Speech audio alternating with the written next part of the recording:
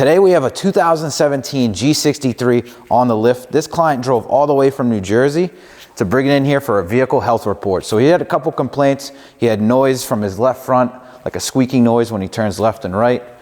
He also had an oil leak at the bottom of the engine. So we did find that the upper front timing covers were leaking. We wanted to make sure there was nothing else leaking, so that's why we cleaned it off. As you can see, we also found a coolant leak. So we're draining out the coolant. We fixed a hose on the back of the engine going to a coolant pump. So now we're draining the coolant system, and then we also are going to bleed the system to make sure that there's no air in the system. So now that we have the coolant draining, we went over to address the squeaky noise. So we found that this drag link, the ball joint in it, was very loose and it was causing a lot of squeaky noises when you're turning left and right.